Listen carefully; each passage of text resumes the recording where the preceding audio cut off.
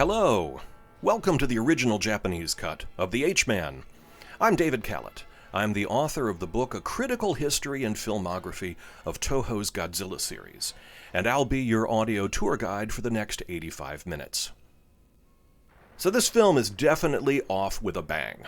Director Ishiro Honda is known for starting his science fiction films with an introductory scene of some extraordinary crisis, and then pulling back into the lives of the characters to put that opening scene into context.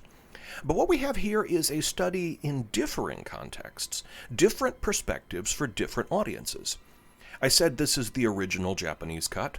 Well, if you saw the American version, which was recut and distributed by Columbia Pictures, that one cuts directly from the atomic blast to a still of the Liquid Man and scrolls the opening titles over that, drawing a clear line from the H-bomb to the H-man. The Japanese version makes the same point, but through a different route. From the H-bomb test, it goes to this ghost ship at sea. We will, of course, return to this ship in due course later in the film, but why is it highlighted here, and why was it cut from the US version? Well, that ship would have provoked a different set of reactions in Japan, and wouldn't have resonated the same way to Americans. We can get a sense of what's going on by noting that the ship's name, translated into English, is the Dragon God No. 2. And 4 years earlier, a real-life fishing trawler called the Lucky Dragon No. 5 rode into the blast zone of an H-bomb test exactly as the Dragon God No. 2 appears to do in this film. The real-life crew of the Lucky Dragon No. 5 got radiation sickness and died horribly. They were front-page headlines for a long time and the central focus of a growing anti-American protest movement. The Americans tried to spin the situation as a reasonable technological test that had some minor unfortunate casualties caused by the victims not having followed clear instructions. Meanwhile, fish caught by the Lucky Dragon, and indeed the other fishing vessels that had followed directives, had to be destroyed due to lethal amounts of radiation. Radioactive rain fell on mainland Japan for days on end. All crops had to be tested with Geiger counters. Entire harvests were ruined. In the end, the U.S. government paid $2 million to the families of the afflicted crew members to settle the dispute. Although Americans moved on and forgot about the incident, it stayed fresh in the minds of the Japanese. Ishiro Honda's 1954 film Godzilla also began with a Lucky Dragon-style incident. Perhaps you've heard of that film. Now, people like to catalog things. It's a natural instinct to classify like with like, to try to organize things on the shelf. When it comes to movies, sometimes the organizational factors are self-evident. There are, for example, a bunch of movies that feature the character of Godzilla, and they sort of follow a rough continuity from movie to movie, so you can catalog all those Godzilla movies as being of a piece. Every once in a while, a monster introduced in some other movie, like Rodan or Mothra, later shows up to grapple with Godzilla, so you can widen that focus and say, here are all the movies that are associated with Godzilla. And you can go a step further and draw in all the movies that involve giant monsters generally, even if they never directly interfaced with Godzilla, clustering all the kaiju films like Gamera and Space Amoeba and the X from Outer Space alongside the Godzilla films. But then you get to this. It isn't about giant monsters. It doesn't have any direct overlap with any of those other films in terms of content or characters, so it doesn't naturally fall into any of those obvious categories. And at the same time, though, it is by the same filmmakers, it's from the same period, it's a special effects-focused sci-fi thriller about the dangers of atomic radiation, so it has attributes that cry out for some kind of correlation. And so there's a tendency to lump this in with some other films of a seemingly similar bent and say, okay, here's a subgenre, we'll call them insubstantial man films. Well, that was my phrase. I tried to coin it in my book, A Critical History and Filmography, because I wanted an easy shorthand to be able to refer to these as a group. I don't think my terminology is caught on. Guy Mariner Tucker tried to call them the mutant cycle. That hasn't really caught on either.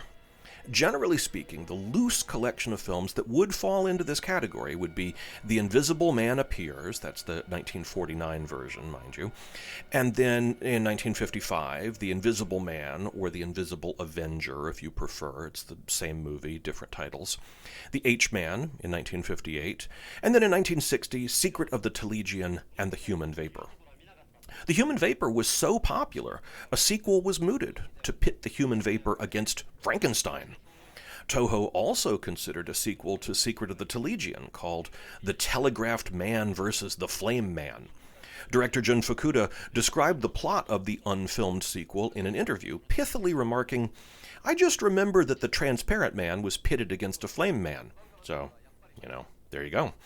Even rival studio Dai contributed in 1957 with Tomai Ningen Tohei Otoko, known in English as Vapor Man Meets the Human Fly, and advertised with a terrific poster depicting a transparent assassin bestride a beautiful woman while a miniature man scales her cleavage.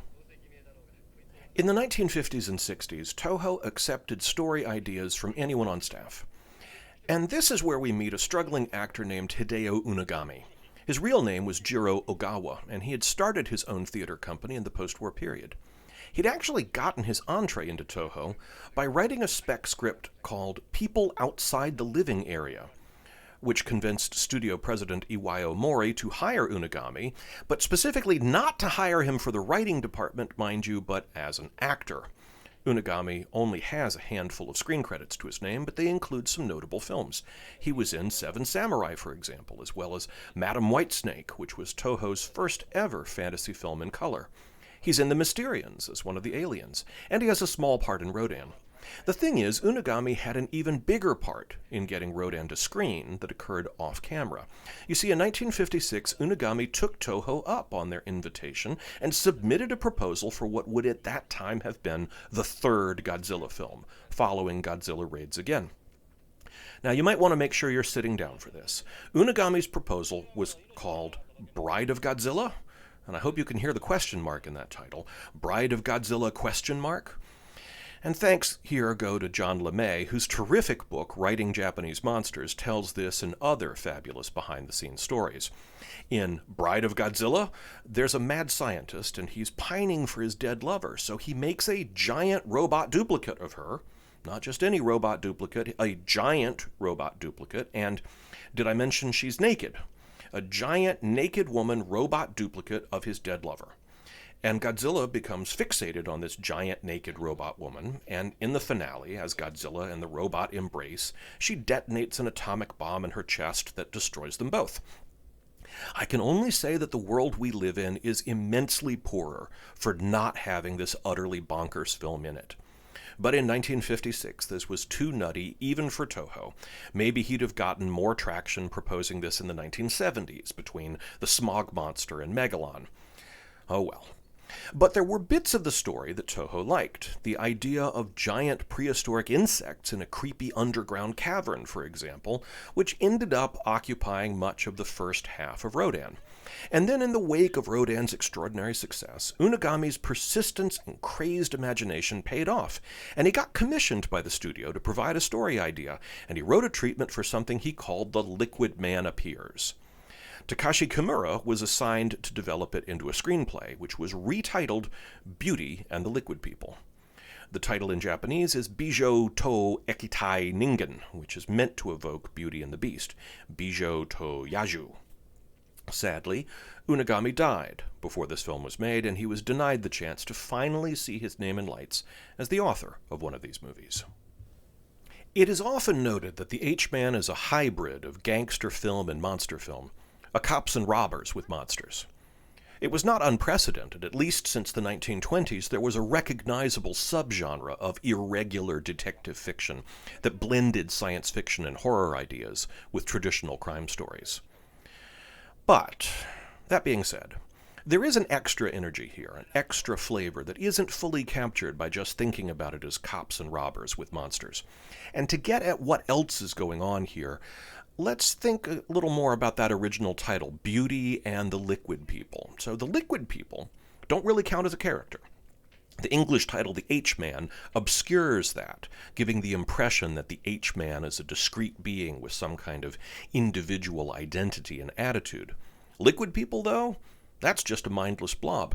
The beauty in Beauty and the Liquid People, is the only person who can count as a title character, and Chikako is a woman who is caught between a lot of other forces. The mob thinks she knows something about the misfired drug deal, which is exactly what the cops also think. So both the police and thieves are circling around Chikako because they think she's the linchpin to resolve their separate quests. On top of all that, the liquefied remains of her dead boyfriend have been absorbed into a blobular mass of goo that disturbingly retains some inkling of its original human's personalities, so it is mindlessly compelled to come back to her, a bit like the zombies in Dawn of the Dead, drawn back to the shopping mall where they spent so much time when they were alive. And because the liquid creature is drawn to Chikako's orbit, Dr. Masada, the scientist played by Kenji Sahara, will also circle the poor girl in hopes of capturing and understanding the monster. In other words, every single character in the film wants something from her. But with the possible exception of Dr. Masada, none of them even think about her wants or needs. The story structure places Chikako at the very center of the conflict and then spins all these other elements around her. And to grapple with what to make of that story structure, I'd like to draw your attention to a movie called Crazed Fruit. Ko Nakahira's Crazed Fruit came out in 1956, same year as Rodan. The two couldn't be more unlike one another, but they were each profoundly influential, and we see their reverberations echoing here in this film. Other countries were making their own teen rebel dramas around the same time. Rebel Without a Cause and 400 Blows, for example. Ko Nakahira's film is of the same species, but it is its own animal. Raw, crude, and sweaty, Crazed Fruit is a one-night stand of a movie, thrilling and dirty. Like the films of Douglas Sirk or Joseph Losey, or the early works of Francois Truffaut and Claude Chabrol, Nakahira's Crazed Fruit is that wonderful paradox of a film whose modest means and rough assemblage result in something that lives up to the most bombastic hype and effusive praise. It started with novelist Shintaro Ishihara, whose books chronicled the bored, debauched lives of a generation of Japanese youths. Children of the economic miracle, these Sun Tribe teenagers had a surplus of money and time but a shortage of adult supervision. They disrespected authority, got into trouble, wasted their days in the sun, and wasted their nights in nightclubs. Never mind that such a teenage culture existed mostly in the fervid imagination of Ishihara. If anything, that was the point. Disaffected kids could fantasize about the glamorous, rebellious lifestyle, while the elder generation could cluck its collective tongue about the teen problem. Ishihara became an overnight celebrity, his books bestsellers. Meanwhile, the Nikatsu movie studio struggled to keep their lights on. The oldest movie studio in Japan had been shuttered during the war and reopened only to almost immediately run out of money. Facing bankruptcy, the company licensed some of Ishihara's books, hoping to cash in on the Sun Tribe craze with sexy, low-budget, teen-oriented pictures whose surefire notoriety would help generate publicity. Ko Nakahira was a contract director whose only previous film was Beef Shop Frankie, now thoroughly forgotten, but oh man, what a title! He was assigned to the Crazed Fruit adaptation, the third Ishihara-based film to hit theaters in 1956. Nakahira assembled a team of unknowns and first-timers and hashed out the production in a mere 17 days.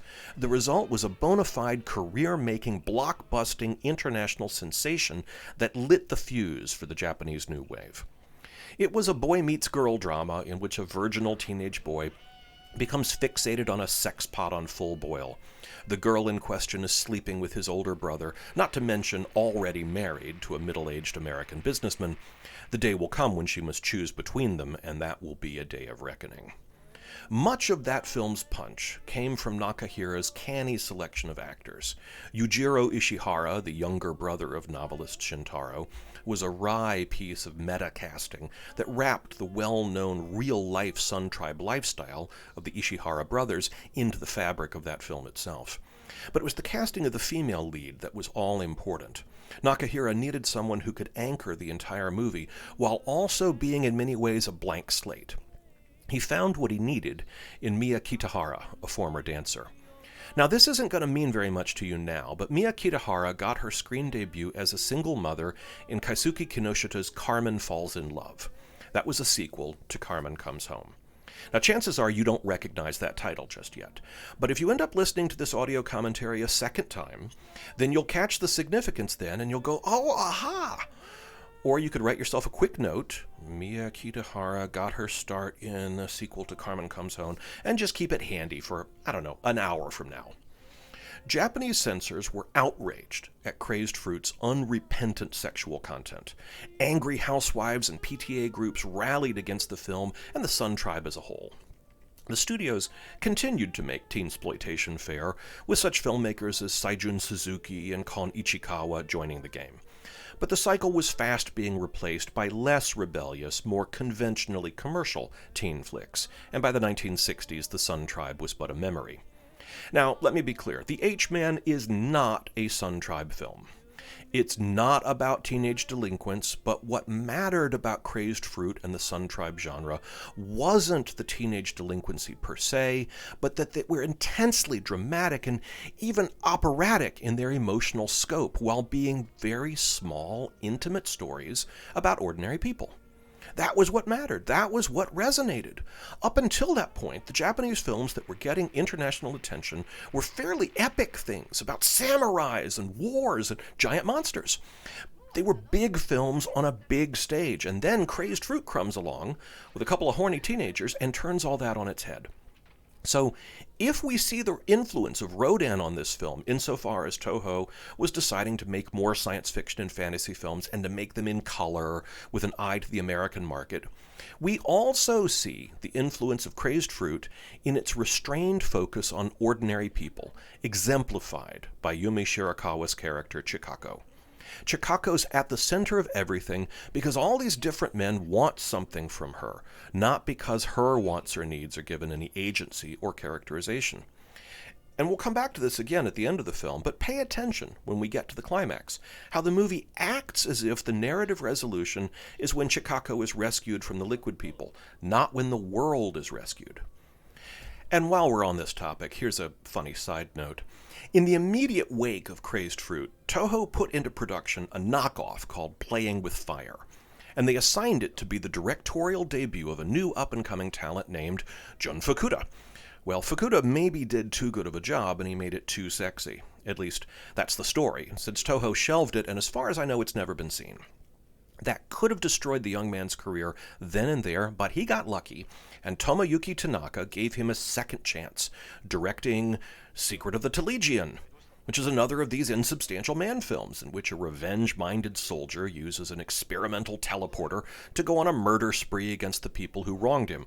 It's a wonderfully bonkers science fiction thriller with some excellent set pieces and imagery, and having proven himself on it, Fukuda became the next Godzilla director as Honda's career moved towards retirement.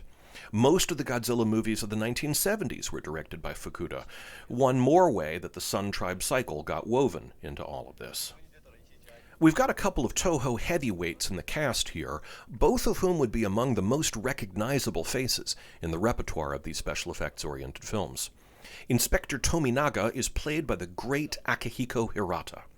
Interestingly, Hirata studied at Tokyo University School of Interior Design, and he had a law degree from Tokyo University.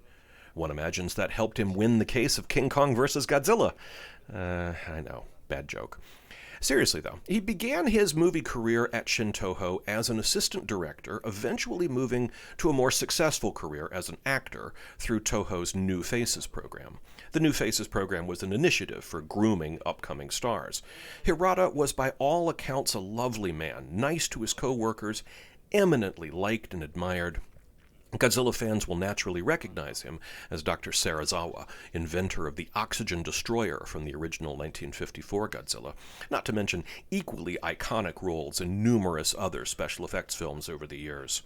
Sadly, after work began on the 1984 Godzilla, he was felled by lung cancer, and his old friend Yosuke Natsuki stepped in to take over that role. A few years later, Hirata's widow, Yoshiko Kuga, appeared in Godzilla vs. Biollante as the Secretary General of the Cabinet. Now, Kenji Sahara here, playing Dr. Masada, was also in the 1954 Godzilla, but only as a non-speaking extra, and he also had a non-speaking part in Seven Samurai.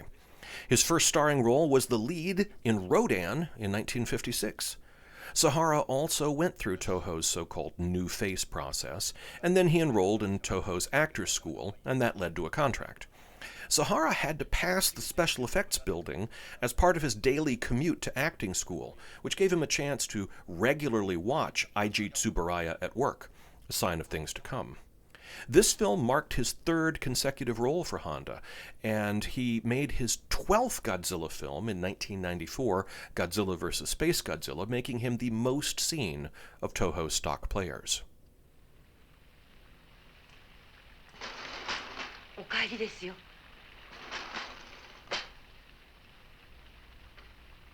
The top-billed star is Yumi Shirakawa. I mentioned before how she's caught in the middle of everything, and this was something of a recurring character style for screenwriter Takeshi Kimura. In many ways, she's an almost Hitchcockian female lead, as if Grace Kelly would play her in an American remake.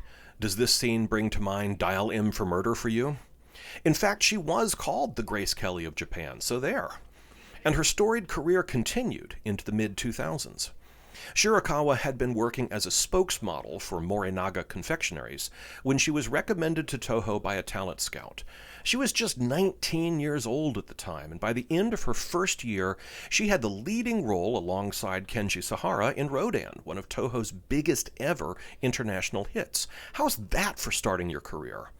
She worked with Ishiro Honda and Kenji Sahara several times in subsequent films, including The Mysterians. She was reluctant to talk much about her work on these science fiction thrillers, though, in later years. Perhaps she was embarrassed, but it may also be that she didn't have that much to say. Most of the time, she was relegated to just window dressing, given very little to do. This film is unusual in letting her have such a central role. Another possible dimension could be not so much embarrassment at being in science fiction, but embarrassment at her own inexperience at such an early stage in her career. 19 is awfully young, and there are stories of Ishiro Honda having to act out her scenes for her to show her how to behave girlishly, and Shirakawa giggling at seeing a man act like a girl. But Honda was kind of frustrated. "Stop watching me! You go do this!" That was in Rodan, and by her appearance here, 3 films later, she's a seasoned pro by comparison. But in addition to working with Honda, she also caught the eye of directors like Yasujiro Ozu. And she married an actor named Hideaki Nitani in 1964. They stayed together until his passing in 2012. Shirakawa's last screen credit came the following year, and she died of a heart attack in 2016. I want to point out a minor bit player here, Tadao Nakamaru on the left as Detective Seki. One of his earliest screen roles was as a policeman in Godzilla Raids Again. And the reason I want to single him out here is that he was the title character in Jun Fukuda's The Secret of the Telegion. He was the embittered soldier who got his hands on a teleporter and decided, hey, this would be great for getting revenge. Most people, though, were more likely to recognize him best as the gang leader going after the egg salad recipe in What's Up, Tiger Lily? During this period, Toho generally assigned its special effects-oriented movies to 2 screenwriters, Shinichi Sekizawa and Takeshi Kimura. There are a few outliers here and there, mostly in the early years as the studio was finding its footing with this whole genre, but once it became clear that there was a palpable domestic and international audience for science fiction thrills, producer Tomoyuki Tanaka felt safest working with writers with a proven track record. So Shinichi Sekizawa tended to write the goofier, more family-friendly stuff like Mothra and Monster Zero, while Takeshi Kimura tended to go for darker, broodier fare like the HMan and Matango Attack of the Mushroom People. Little is known about Kimura. He was an intensely private person who rarely socialized with his co-workers. While he was at university, he'd been an outspoken member of the Communist Party, and some thought he was destined for a political career. But he got himself kicked out of the Communist Party. Now take a moment to ponder that. An illegal political party dedicated to revolution thought he was too difficult. After the war, he moved to Tokyo to look for work as a writer. Now, he'd made the acquaintance of Tomoyuki Tanaka back in school, and Tanaka was now producing films at Toho. So that got Kimura a job at Toho, writing anti-authoritarian, politically charged dramas. And you can see that political edge of Kimura's in how he portrays the police here.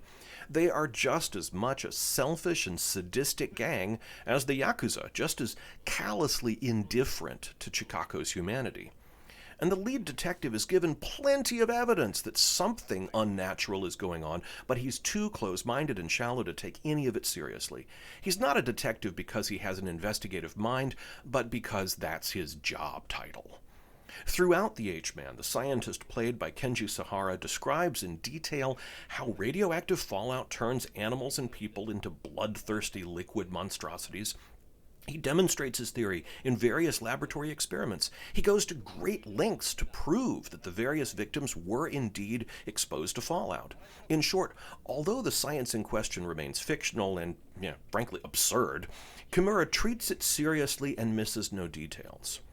Kimura must have felt some kinship with the frustrated Dr. Masada.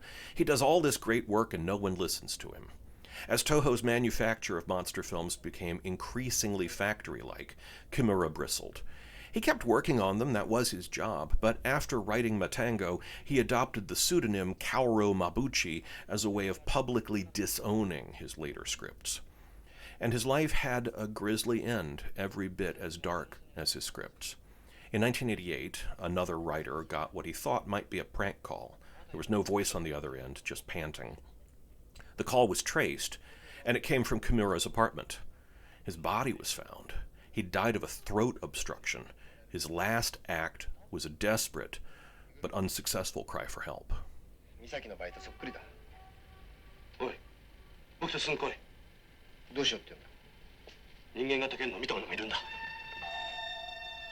Movies like this one were conceived primarily as a vehicle for the packaging of special effects by Eiji Tsuburaya.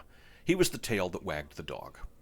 And that achievement stands even mightier when you consider how, when he started in films, the prevailing attitude towards special effects, at least in Japan, was that they were a form of cheating, something you might do if you had to, but not make a big show of it. By way of illustration, consider how, these days, so many seemingly straightforward dramas are actually filmed in large part in front of green screens to make life simpler for the production team, but not because anything particularly unusual needs to be visualized. And you can find those clips on YouTube and boggle at the realization that ordinary scenes of people walking down a street may actually have been a special effect. For example, in the 1955 film Invisible Avenger, one of Tsuburaya's effects was to insert the video into a TV screen for a scene where people were watching a newscast. You're not supposed to register that as a special effect. It would be a completely different sort of thing to have a movie oriented around foregrounding effects for their own sake, where the effects weren't meant to fade discreetly into the background, but were meant to inspire awe and wonder on their own. And Tsuburaya had a model for what a film like that would be: King Kong in 1933. There are some films that are so explosively original and groundbreaking that they unleash a torrent of imitators and wannabes, and in so doing lay claim to starting a new genre or subgenre. King Kong did this, but only at a considerable remove. A good 20 years elapsed before anything like it started to show up, and another 10 years after that before Kong-like flicks became common. In hindsight, it's easy to locate why King Kong didn't launch a bunch of wannabes right off the pitch. Problem number one was the extraordinarily specialized skill set of the technicians responsible for creating Kong. If you wanted to hire Willis O'Brien and his crew, their stop-motion animation process required a staggering investment of time and money.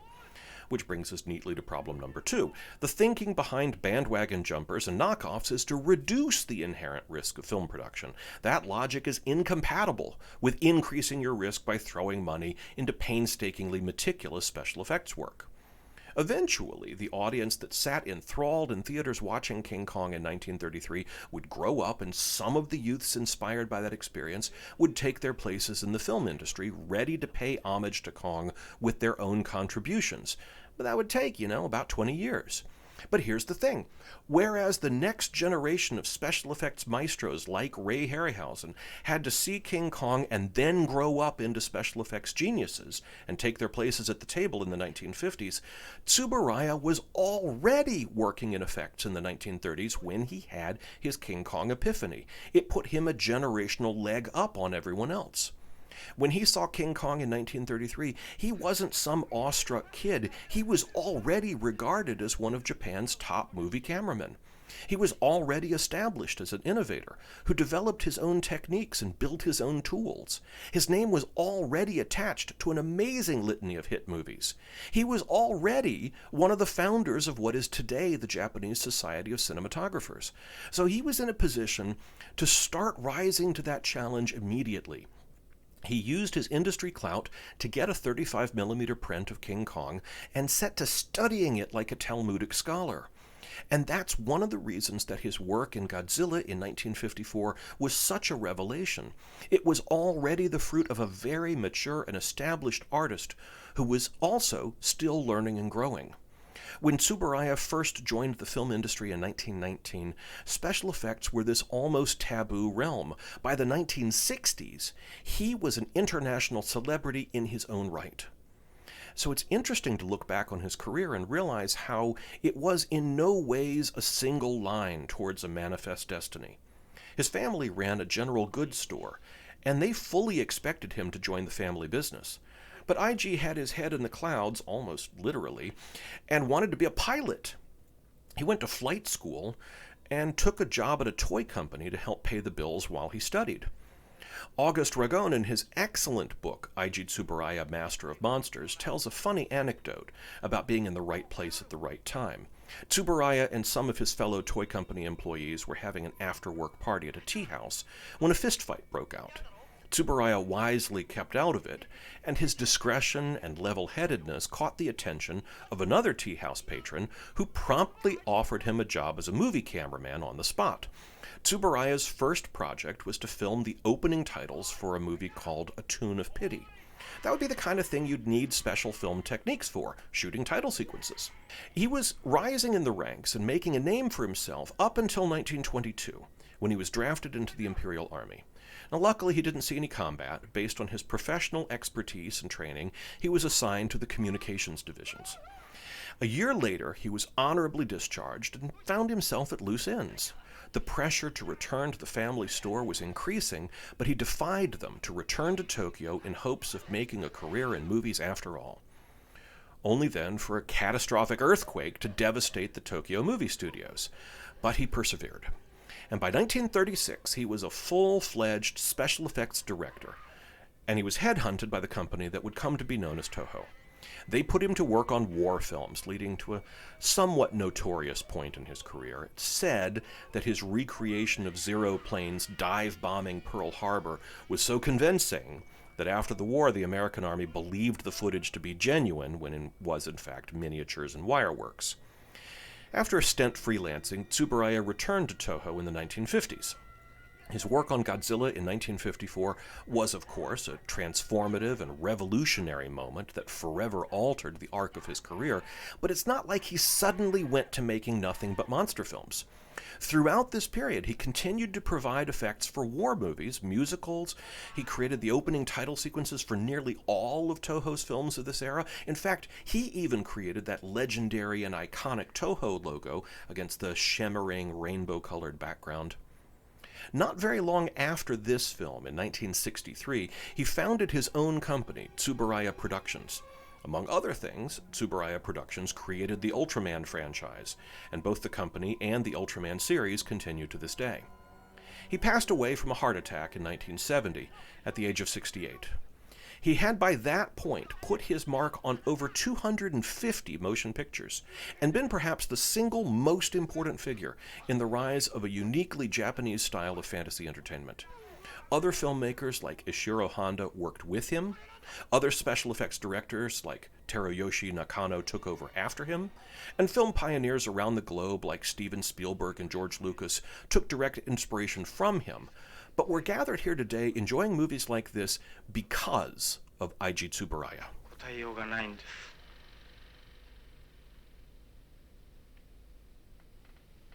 As I'm sure you've picked up on by now, there is a tense relationship between Detective Tominaga and Dr. Masada.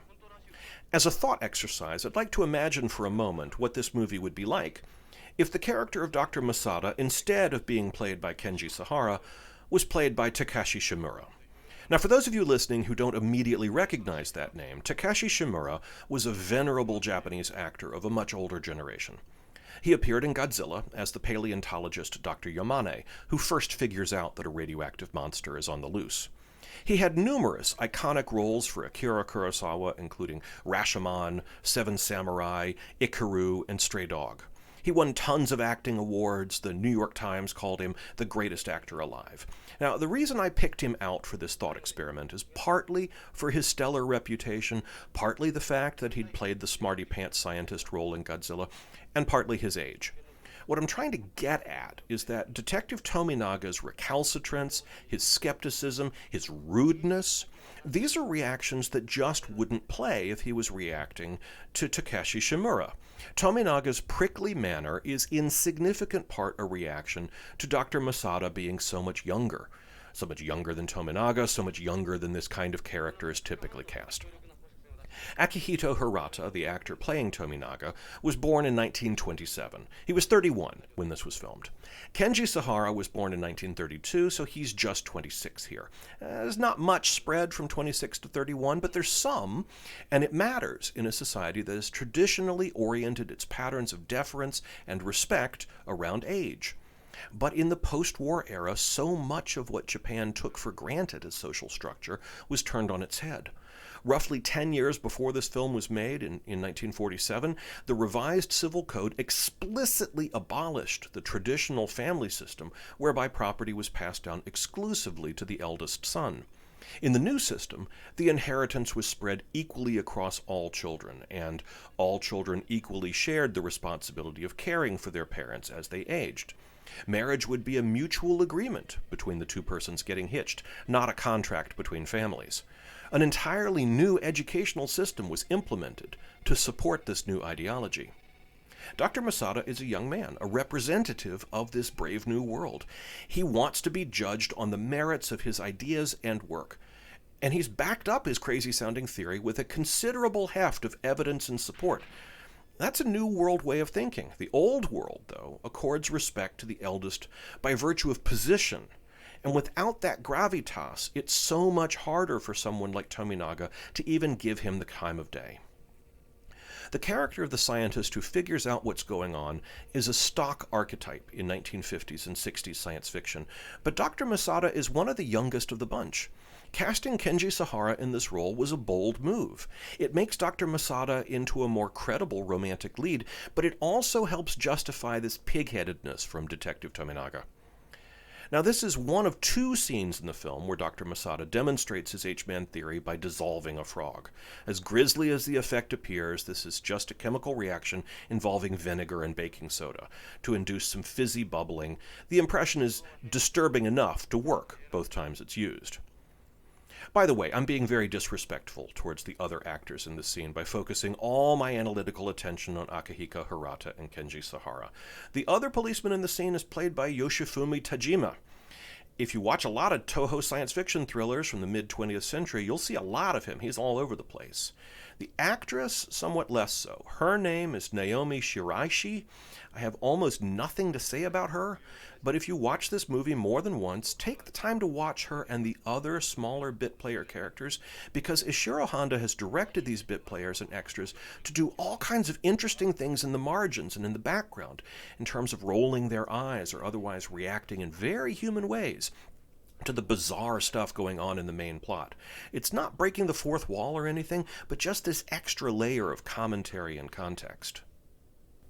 Over the course of his storied career, director Ishiro Honda oversaw an absolutely astonishing range of fantasy films that remain beloved and influential today, including Godzilla, Rodan, The Mysterians, Battle in Outer Space, The Human Vapor, Mothra, Gorath, Attack of the Mushroom People, Ghidra the Three-Headed Monster, Frankenstein Conquers the World, War of the Gargantuas, Monster Zero, King Kong Escapes, Destroy All Monsters, and Space Amoeba.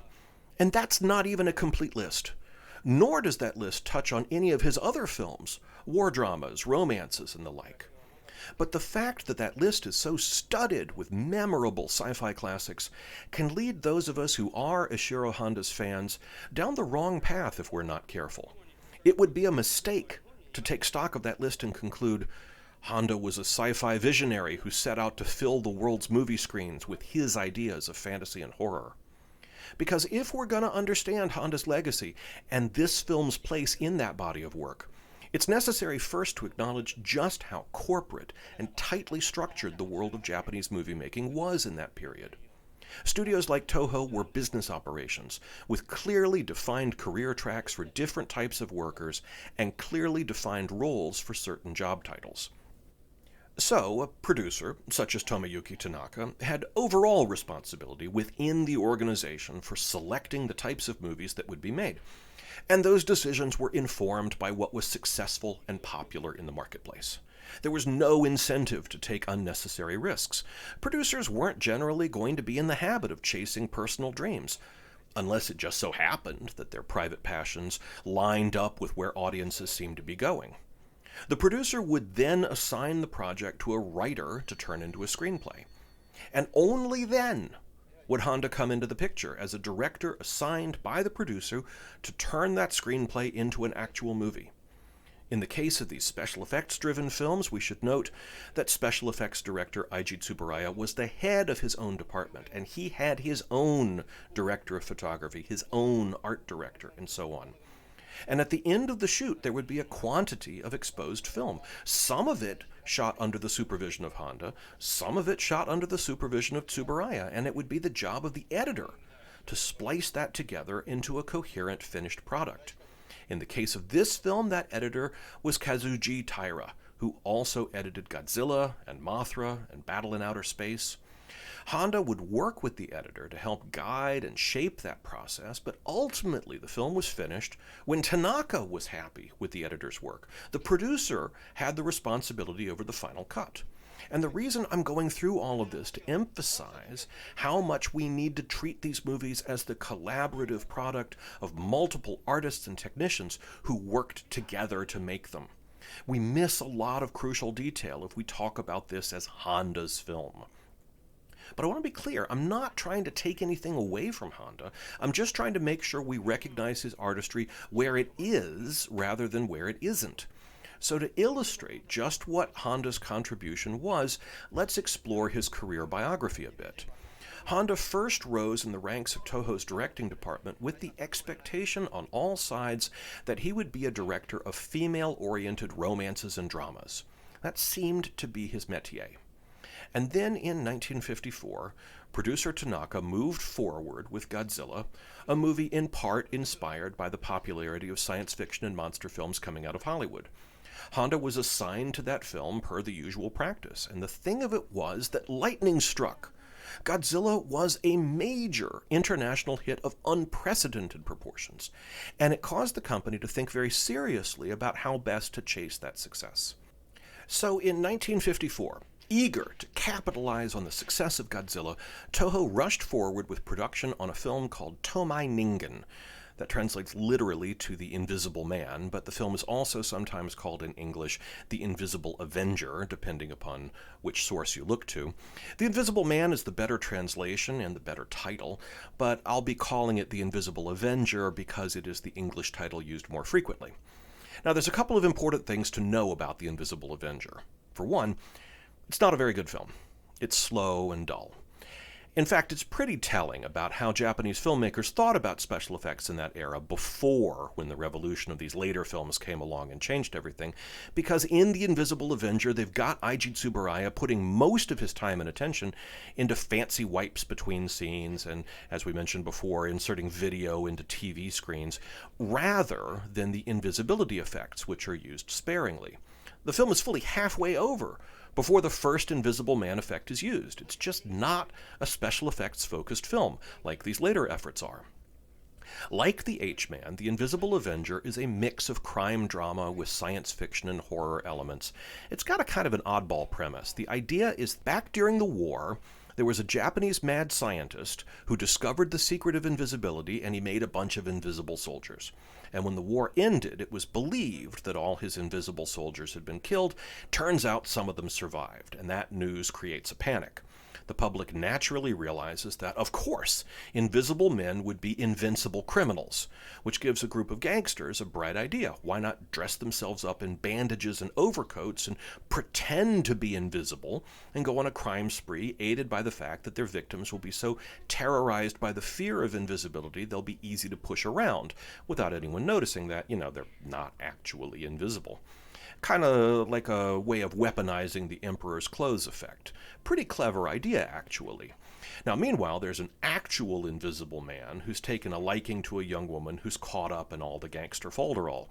And so you get this climax where the science fiction monster fights the gangsters to save the girl. Not quite what's going on in the H-Man, but it's close enough to indicate some common lines of thought. And I didn't even mention that the opening scene of Invisible Avenger is a car accident where an invisible man is accidentally run over. Again, similar to the structure of this film. Invisible Avenger is pretty frustrating to watch. A lot of wasted talent, a lot of wasted opportunities. The invisibility effects by Eiji Tsuburaya were clever, but there's not much of them, and it allowed him to develop techniques that he'd pioneered in 1949 for Enter the Invisible Man. That earlier picture had the distinction of being Japan's first significant science fiction film, and it kind of set the tone for the development of the genre. But if we're going to sit here today and criticize Invisible Avenger for being sluggish and unengaging, then by far the most important fact about that film is that Ishiro Honda had nothing to do with it. It was directed by a man named Motoyoshi Oda. Now, Oda was a contemporary of Honda's. In fact, Oda, Honda, and Akira Kurosawa all learned the craft of directing as apprentices to the revered Japanese filmmaker Kaijiro Yamamoto. So any similarities between Honda's, Oda's, and Kurosawa's styles ought to be credited to the influence of Yamamoto. Oda was a journeyman director for Toho, happily accepting assignments in all genres and cranking out acceptable results as if they were widgets. He was the epitome of what Toho expected from their directors, to be interchangeable cogs in a machine. And when the time came to make a sequel to Godzilla, Toho turned to Oda, not to Honda, to direct Godzilla Raids Again in 1955. The creative team from The Invisible Avenger was ported over to the Godzilla sequel largely intact. Screenwriter Shigeaki Hidaka, director Motoyoshi Oda, special effects master Eiji Tsuburaya, they barely had any rest between the two projects. And it would not be surprising to learn that they'd planned some of the work specifically to recycle techniques and props already at hand. The climax of The Invisible Avenger is staged at an oil refinery and closely prefigures one of the more exciting sequences in Godzilla Raids Again. Now, meanwhile, Ishiro Honda, having finished his work on Godzilla, went back to making romantic dramas like Love Tide and Crybaby. Toho had seen the brilliance of Godzilla, and they wanted to follow it up with similar efforts, but they initially did so by farming out the jobs to other directors as if they were indistinguishable, hot-swappable parts. There was nothing yet that was telling them that the film was as magnetic as it was because of Honda. But that changed in 1956. Producer Tanaka moved forward with another giant monster film, Rodan. This time, he brought back Ishiro Honda to direct, and the project was filmed in color. It ended up as one of the biggest hits the studio had seen in a long time. It set box office records around the world.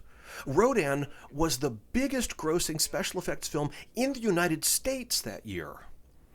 That was the sign that Godzilla wasn't a fluke, and that the guy in the director's chair was a significant part of what made one movie a success over another. Rodan was a critical turning point in Honda's career. He still made other types of movies, at least for a few more years, but his career would become more and more oriented around and defined by fantasy subjects and special effects. But notice, this happened because Honda was preternaturally good at this stuff.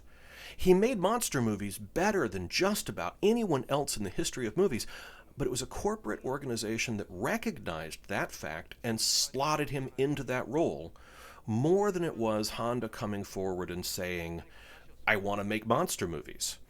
Because he didn't really. He was extraordinarily good at it, but it wasn't a passion coming from him. The nightclub stage was more or less a standing set, used and reused in many pictures. This is the same nightclub set that appeared in The Invisible Avenger, and later in Secret of the Telegion, which to my way of thinking suggests that it is in fact the same nightclub in all three films. And maybe that's the link. Instead of calling these the mutant films or the insubstantial man films or whatnot, these are the nightclub films, right? No? Oh well, don't say I didn't try. This song, as with all the rest of the music in the film, was composed by Masaru Sato, but not the lyrics. They were written in English by someone who worked at the British Embassy, and Masaru Sato admitted that's why they sound a little strange. Yumi Shirakawa is lip-syncing to a performance by a different vocalist, and evidently the production team thought the English-language songs would be a selling point. Indeed, the first of the songs, The Magic Begins, was later reused in the nightclub scene in Akira Kurosawa's High and Low. Most of the Toho special effects films were scored by Akira Ifukube, and he's built up a significant fan base in the West as a result. Masaru Sato scored quite a few of them as well, but his approach was very different. Now, this is terribly reductionist, but if you were in a massive hurry and needed to explain to someone the difference in musical styles between Ifukube and Sato before, say, a bomb went off, you could say that Ifukube was a classically oriented composer, whereas Sato was a master of cabaret jazz. That's terribly oversimplified and omits important nuances, but it gets at the key distinction, and why the scenes that explicitly take place in a jazz club have such a glorious musical energy. I should mention here as well that Masaru Sato co-wrote the music for Crazed Fruit, so there's that overlap as well. Masaru Sato tried consciously to go in a different direction than Akira Ifukube. He didn't want to be seen as imitative. He said later he was never certain that Toho was entirely behind him, but he developed a good working relationship with Jun Fukuda, which is why he did keep coming back to Godzilla over the years.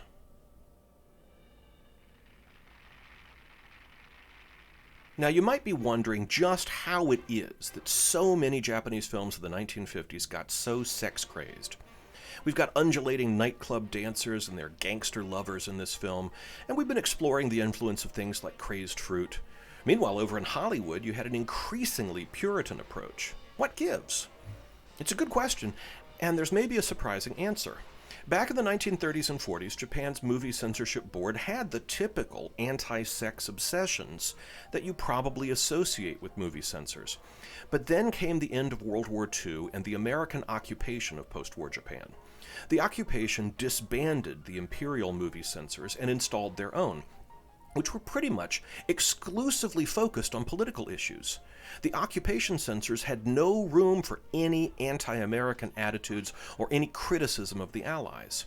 And that's why, for example, the Lucky Dragon incident shows up in a mildly veiled allegorical form in this film and in Godzilla, while never actually being addressed in any straightforward drama. It was front-page news for months. The entire public was agitated and angry. It had massive repercussions to the ordinary lives of just about everyone in Japan, but there was no viable outlet for any literal representation of it, or of anything really about the Japanese experience of the first atomic bombs and then the H-bombs. Pop culture is one of the venues that civilizations use to work through those kind of mass events, but since Japan couldn't process that stuff openly, it had to be transmogrified into a safe allegorical form, like an irradiated monster. Anyway, the upshot of all this was that post-war Japan had to avoid a lot of highly timely and urgent topics of interest to the audience, but suddenly the restrictions on sexual content had been lifted, so you end up with much racier fare coming out of Japan in this era than any of their contemporaries. We're coming up shortly on a fun music cue and gimmick where the hot, syncopated rhythm on the dance floor is so energetic it covers for an off-stage gunshot and keeps the nightclub patrons from realizing there's an active police sting unfolding. Masaru Sato had written music for this nightclub scene, but when it came to the actual shoot, he opted to let the drummer just cut loose with his own solo. Now, it wasn't fully up to Sato, of course. This was Honda's set, and Ishiro Honda was generally not inclined towards on-set improvisation. He was so committed to the idea of advanced preparation that on the rare occasions that an ad-lib surfaced, he'd make a point of calling up the screenwriter and discussing the suggestion to secure the writer's blessing before committing it to film. But between Honda's assiduous preparation and Sato's musical confidence, together they navigated this tricky path, and we end up with a glorious sequence built on top of some awfully hot jazz and a scorching improvised drum solo. This is an exemplification of Sato's priorities. What matters is the feel, not the specific notes, and the performer was able to find the groove on his own on the day. The cop on the right here is played by Yoshio Tsuchiya, one of the most consistently fascinating character actors of his generation. In some ways, if we're looking for a link between the Insubstantial Man films, Tsuchiya might be it. In 1955's Invisible Avenger, Tsuchiya has the lead role as a reporter investigating the Invisible Man. He's one of the detectives here on the hunt for the H-Man, and he's one of the detectives searching for the Telegraphed Man in Secret of the Telegion. He is the human vapor. Just saying. The H-Man has a story structure very similar to that of the 1954 Godzilla. The first part of the movie shows the aftermath of various extraordinary attacks, but keep the actual monster off stage. And then, once a sufficient amount of suspense has been built up, the monster finally appears for a big, show-stopping effect sequence, as everyone who had been skeptical has to suddenly reassess their position. So this here is that mid-film show-stopping effect spectacle, and it doesn't disappoint. Eiji Tsuburaya and his team use a variety of different techniques throughout this sequence to keep the audience on their toes and to keep the pace lively. The oozing liquid creature itself was created in more than one way. In some cases, there was a mix of gelatin and cellophane. Another form was created using so-called organic glass, which is a transparent glass-like substance made from organic materials that they coated with something called fish medicine to give it a sickly greenish color. And a third form was created using a chemical compound used in cosmetics, soaked in water for an oozy consistency. One impressive effect was achieved by having a life-size inflatable latex dummy in the actor's costume, and on cue, the technician slowly deflated the balloon and pumped air through a bubble maker to create bubbly foam. Other effects included optically printed superimpositions, blue screen composites, and miniatures. This shot of the dancer being swallowed alive by the goo was one of the bits that was cut from the American print. It was too strong for the American audience. Tsuburaya said that his goal was to keep the audience off balance and unable to recognize what it was looking at. To get the goo to ooze across surfaces and menace the actors, they built the set on a riser that could be tilted up to 60 degrees, and the camera was mounted inside the tiltable set. So from the perspective of what the audience sees, you can't tell it was rolling back and forth, but you do see the effect of the tilting and how the goo responds to gravity.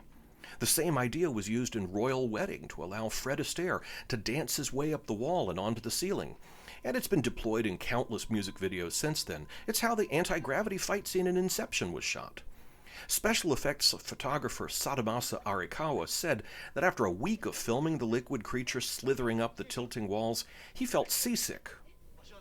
I'd like to return for a moment to our discussion of the Sun Tribe and Japanese new wave films of the 1950s.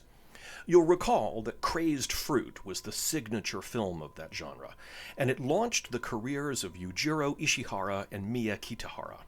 Very quickly, on the heels of that film, Ishihara and Kitahara were reunited in another film, also a low-budget black-and-white new wave drama called I Am Waiting. This was made by Nikatsu and was one of that studio's important successes. It's a black-and-white film noir and was written by, you guessed it, Crazed Fruit author Shintaro Ishihara. I Am Waiting was the debut feature by director Koreyoshi Kurihara, and it came out in 1957, just ahead of this film. Okay, so here's why I'm bringing this up.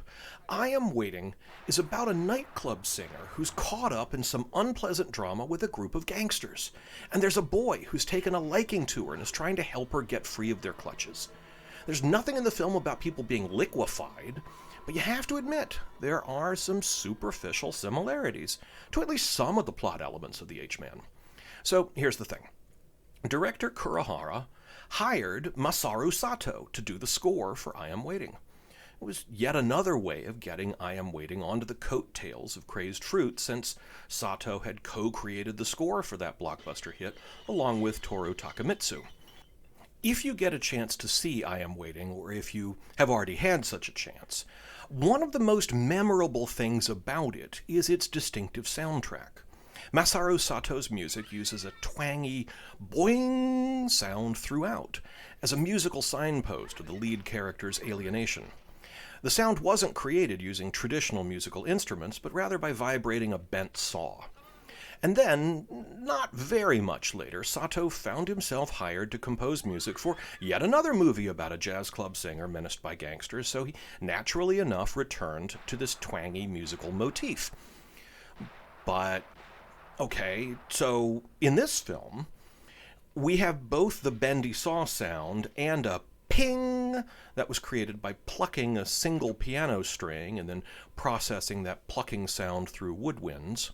Similar weird, twangy, pingy sounds are also used in other insubstantial man films like The Human Vapor or The Invisible Avenger to signify the transformed, unreal nature of the title characters. So I just find it profoundly odd and almost incomprehensibly anachronistic that whereas other composers thought that these twangy, pingy sounds were to be used for weird, unreal, insubstantial things, Masaru Sato himself had previously used those sounds in his score for a romantic drama about doomed love between a jazz club singer trying to escape from some gangsters.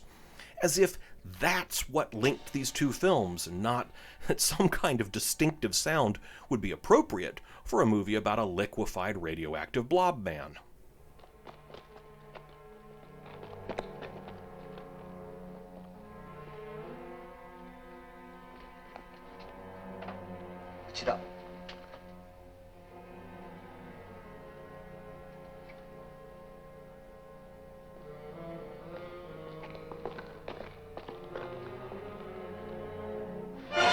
Okay, that is just an outstanding headline.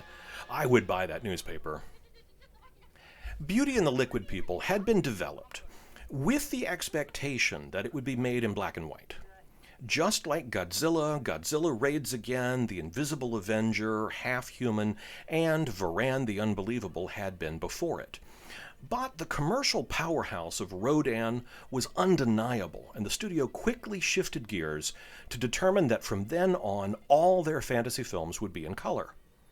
To understand the significance of that decision and its consequences for both Ishiro Honda's and Eiji Tsuburaya's respective teams, I want to talk about a completely unrelated film for a moment. You may be unfamiliar with Carmen Comes Home from 1951. It's not a monster movie. It's not directed by Ishiro Honda. It wasn't made at Toho. It doesn't have special effects in it. And it did not receive significant distribution outside of Japan. On the assumption, then, that you can't immediately call this film to mind from personal experience, let me give you a quick primer on it, and then we can talk about what it has to do with the HMan being in color. Director Keisuke Kinoshita's Carmen Comes Home is a film about teenagers, sex, the generation gap, and what happens when poorly translated American values intrude into traditional Japan. Kinoshita does not have the international cachet of better-known peers like Akira Kurosawa or Yasujiro Ozu, but he was better loved by Japanese audiences. Part of the reason he didn't catch on with the international art house crowd so much was his journeyman approach. He made films in all genres and experimented with different styles. He was a very talented filmmaker with a deep bench of skills and a flexible aesthetic that prioritized the needs of each individual project, but he didn't have a brand identity. Kinoshita was more or less born to the movies. As a small child at the dawn of the 20th century, he could imagine no other future than making movies. His parents thought otherwise, though, so he decided to run away. His grandfather retrieved him, and his exasperated parents finally relented. Having won that first fight, He then faced rejection from the studios. Patiently, he paid his dues and worked his way up the ranks from lowly cameraman to his desired prize, director. And having achieved his dream, he proceeded to carpe the hell out of that diem and make a staggering 42 films in his first 23 years. Carmen Comes Home stars Hideko Takamine. You may know her best as the star of When a Woman Ascends the Stairs, a 1960 Japanese drama that has been embraced by the art house crowd. Takamine plays a simple farm girl from the Japanese sticks who ran away from home to get into show business. She turns into a successful dancer in Tokyo and decides to return home to visit her estranged family and mend fences. She's now called Lily Carmen. In one of the film's recurring jokes, no one is able to pronounce her westernized stage name. Lily shows up with her bubblegum-chewing best friend Maya, and for a while the town is excited to be visited by such great artists from the big city, no matter how weirdly or rudely they behave. All the while, the audience gradually cottons onto the fact that Carmen and Maya's artistic dancing simply means they're popular strippers. There are some sitcom-style shenanigans and misunderstandings, and eventually the girls decide to fix all the damage they've caused by putting on a striptease show. Exactly why they think taking their clothes off for money will solve everyone's problem is unclear, but the glory of it is, she's right. Their strip show does save the day, paying off various debts, bringing a little joy to everyone's tough lives, making the bad people nicer and the good people happier. Everyone wins. The movie studio Shochiku had decided that, as a company, they were going to aggressively court female audiences. Their demographers had determined that not only were women a massive audience going largely unserved by their competitors, but that women tended to bring dates or friends to the movies with them, so marketing to them had a huge potential upside. And in internal memos, they advised their writers and directors that the way to appeal to women was to make movies illustrating how conventional morality holds women back. Just imagine a Hollywood studio authoring a memo like that. If you get a chance to see Carmen Comes Home, obviously you should seize that opportunity. The reason I'm telling you about it now, though, is that Carmen Comes Home has the distinction of being Japan's first ever color motion picture. 1951 was the 30th anniversary of Shochiku Studios, and so the company decided to mark the occasion by making their anniversary release in Fujicolor. This posed several technical and logistical challenges. The color stock required lots of light, so Carmen was filmed entirely outdoors in the rural Japanese countryside, making for a gloriously beautiful but decidedly unusual-looking production. Also, because the color prints took a full month to hand process and cost 8 times as much as a standard black and white print, the studio only paid for 2 color prints, so the majority of audiences who saw Carmen in 1951 saw it in black and white, which meant that a separate black and white version had to be made. It wasn't an option to run off black and white prints from the color negatives, so the black and white version had to be shot separately. After he got the desired take of each shot, Kinoshita swapped out the color camera for a black and white one and filmed it again. I hear you objecting. That makes no sense, you say. Why not just have the color and black and white cameras side by side and filming at the same time? Well, because the cast had to slather red makeup all over themselves to make their skin tones register correctly in the green inflected Fujicolor stock, and that makeup made them look very dark in black and white. So they didn't just have to swap the cameras, they had to redo their makeup for each and every shot. Okay, so the reason I went down that rabbit hole with Carmen Comes Home, aside from indulging in the opportunity to share with you some movies you should seek out because they're wonderful, is to dwell on the technical challenge of filming in color. Because today's film production is almost entirely digital, and we tend not to think about how much the physical process of filming something influences the choices of what to film.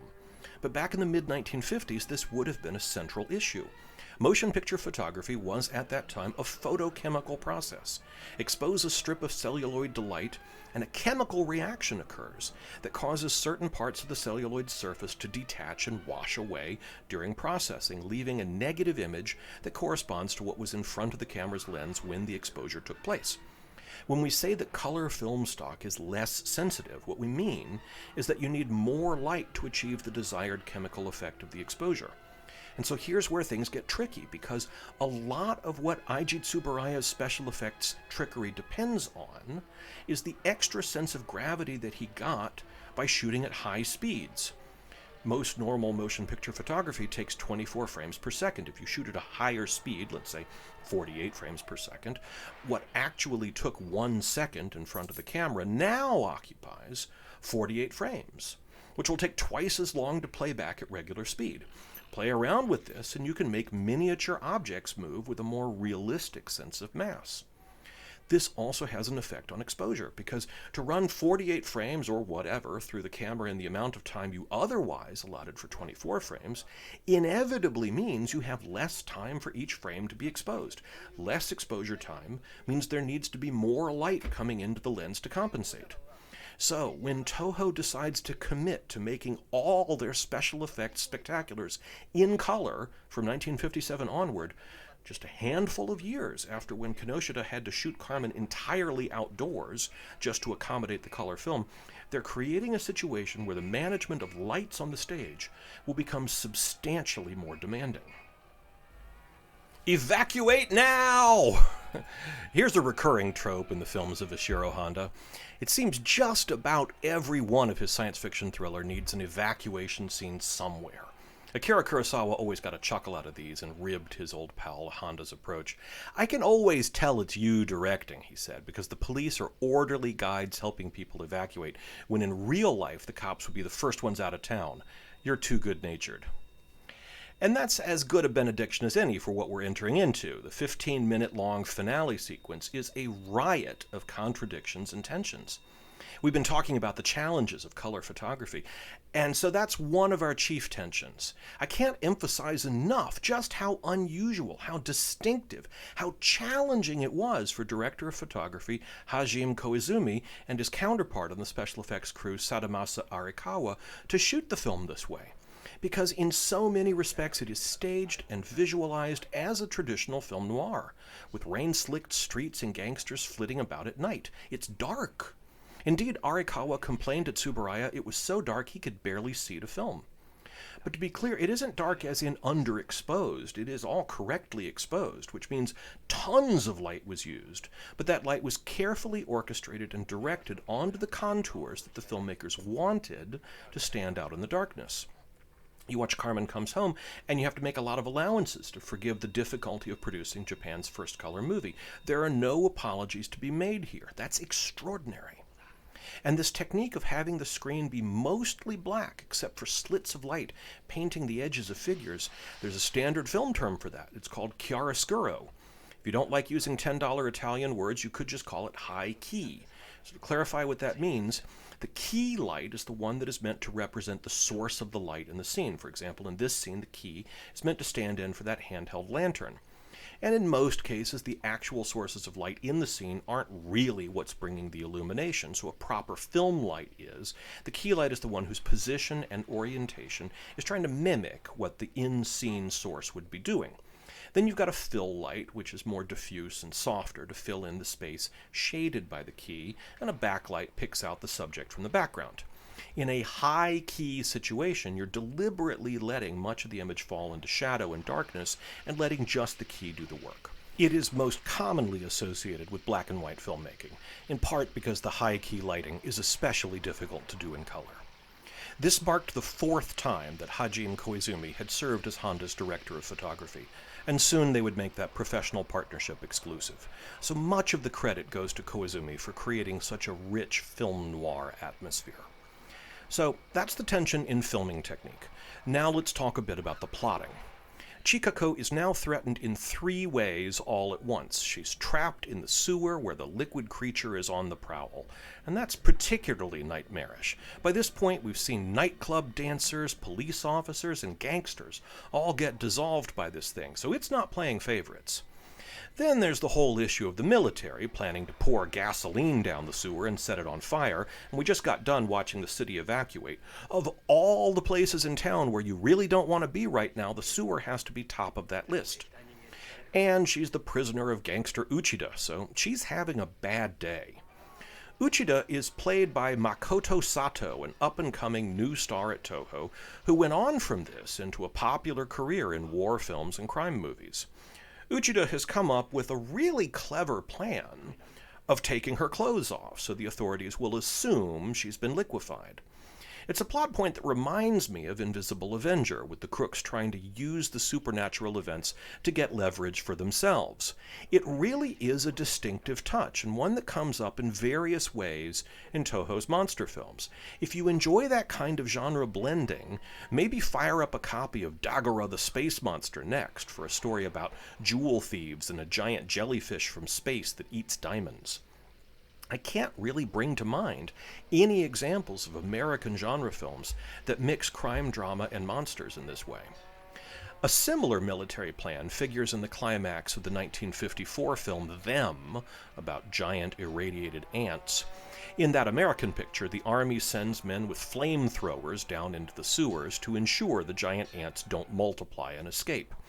And there's also a point of comparison to the movie The Blob.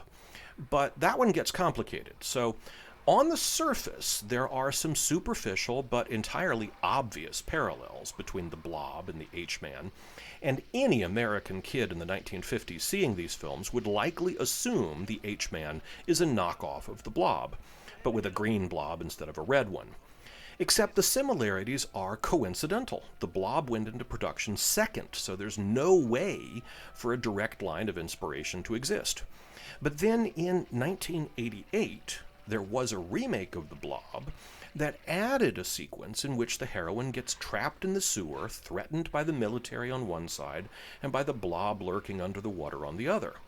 That 1988 Blob was directed by Chuck Russell and written by Frank Darabont. I've never seen anything from either man explicitly commenting on any inspiration from Ishiro Honda or the HMan, but it is interesting that Frank Darabont wrote the screenplay for Gareth Edwards' 2014 American version of Godzilla, so it's possible that there was some bit of appreciation for Honda's HMan rumbling around Darabont's head in 1988 and surfacing in The Blob on purpose. While we are on the subject of looking for parallels to other films, I find it particularly notable that this film climaxes with a fugitive outlaw fleeing through the sewers, but despite that, the movie seems to borrow nothing visually from any of the iconic sewer chases in film noir, like Carol Reed's The Third Man or Alfred Werker's He Walked by Night. Instead, Honda and his team confidently stage this in their own idiom. And may I just note in passing, The Third Man and He Walked by Night are film noirs, classically in black and white. They're masterpieces of high-key chiaroscuro. The HMan doesn't borrow from them, but it stands alongside as a worthy peer. Another of our tensions at play here is how, as with the whole film, Masaru Sato's music is often at odds with the image. The music is frequently more up-tempo and chirpy than a horror film would seem to invite. We've got an almost triumphant march with trumpets and flutes. This movie was made during a turning point in Masaru Sato's musical career. Sato said that he underwent something of an artistic rebirth when he scored Akira Kurosawa's Record of a Living Being in 1955, and his work on Crazed Fruit was equally liberating and internationally celebrated. So after those transformative events, Sato's movie music becomes much looser, much jazzier, more distinctively his. Prior to that turning point, he's doing work that, for want of a better term, feels tight, feels boxed in by other composers' expectations. I listened to some of the marches that Sato wrote for special effects films like Godzilla Raids Again or This Theme Here, and it almost feels like there's a burden of expectations that come from following in a path that was cleared by Akira Ifukube. But Sato's later work on special effects films like Godzilla vs. the Sea Monster especially are so much cooler and more fun. So I hear that awkward balancing in the score to the HMan. Bits of it feel like Sato, and those are the best, like that wild jazz drum solo as the HMan attacked the nightclub. But when he tries to evoke the same spirit as Ifukube would, it just feels tight.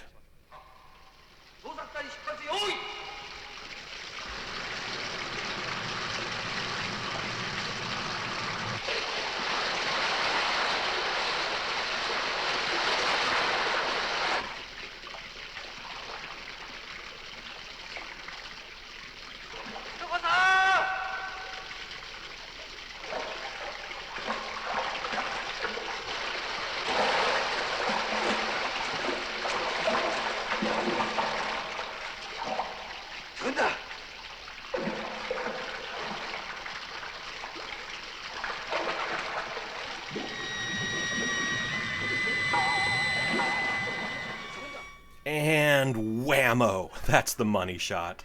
I've literally got nothing to say that's half as good as just watching this terrific scene, so I'm going to shut up and let you enjoy it. But frankly, this is some of Masaru Sato's strongest music in the film too, next to the nightclub scenes.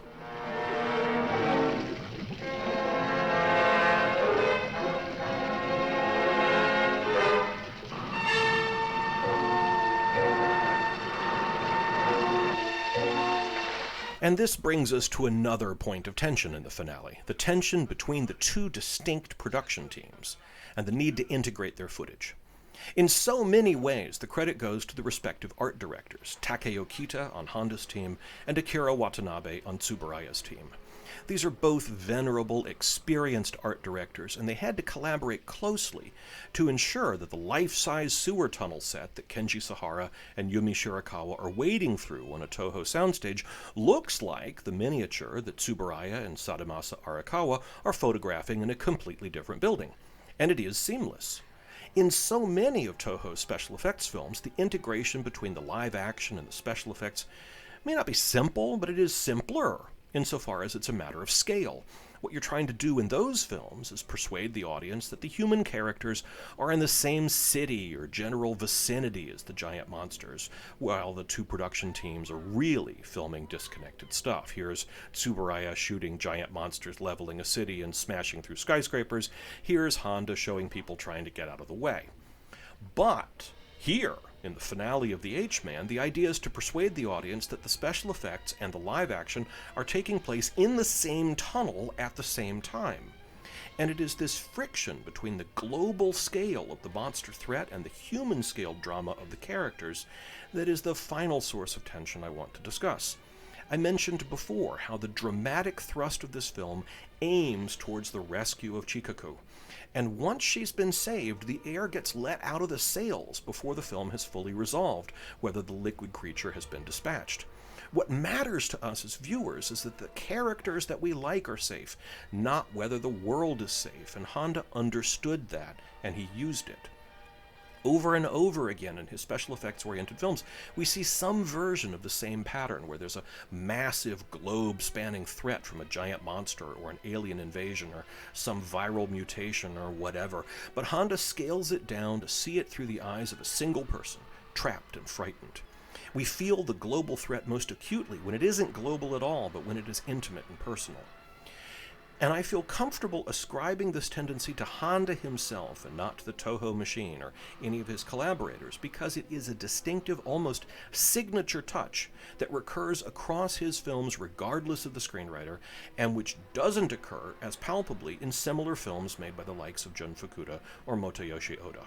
In fact, for my money, one of the defining examples of this signature move by Ishiro Honda involves Yumi Shirakawa. She was in The Mysterians in 1957, and there's a memorable but somewhat gratuitous scene where she's naked in a bathtub. It's tastefully framed, mind you, but the point is she's vulnerable and thinks of herself as alone. And she sees, outside her bathroom window, this giant alien monster robot trampling the city and destroying everything in its path. Now, we in the audience have been watching that robot on its rampage for some time by this point, but suddenly that orgy of destruction is thrown into relief by seeing it through her eyes. And for all the cost and effort and time that went into Eiji Tsuburaya's miniature work for the robot to stomp underfoot, the emotional impact of the entire scene is captured within that simple moment of a single person's personal, intimate perspective. Speaking of the advantages of a smaller scale, as we wind down to the close, it's worth commenting on this film's success in its day. This was a fairly modest production. The sets are a mix of standing sets and ones that did not require excessive complexity. We've noted the difficulty of shooting special effects in the dark and color, but overall, this film has a less effects-heavy focus than many of Toho's other works of the same period. We could compare it to The Mysterians, for example, made in close proximity to each other with substantially the same cast. The Mysterians has miniature cities, alien spaceships, a giant robot, massive scenes of war between the Japanese army and the enemy aliens. So when we observe that the HMan made more money at the box office than the Mysterians did, it's a sign that Toho had a heftier profit margin here on a film that didn't cost nearly as much to make. Looking at the first decade of Toho's special effects focused output, we find a mix of space epics, alien invasion films, gloomy sci-fi head-scratchers, action thrillers, and various giant monsters. That changed in 1962 when the team of Tanaka, Honda, Tsuburaya, Sekizawa, and Ifukube lent their considerable talents to a movie that broke all box office records and remains to this day the most commercially successful in the franchise, King Kong vs. Godzilla. Even after Hollywood took over the Godzilla franchise, it continues to serve as the benchmark by which all subsequent films in the genre are judged. Before 1962, Godzilla was a sporadic enterprise with an uncertain future, and after 1962, it was a veritable pop cultural juggernaut. King Kong vs. Godzilla so far outstripped the other productions in terms of popularity, it forced Toho to streamline and retool the formula, drop the dour, brooding stuff that tended not to make as much money, and instead focus on the big all-star monster mashups. Which means that gems like the HMan get crowded out, shoved to the side in favor of Godzilla. So what we have here is a special treat, a film made by Toho's brightest stars as they were still discovering the extent of their powers, but made before that genre became codified around a specific formula. I am honored to have had the chance to share it with you. My name is David Kalat. Thank you for listening.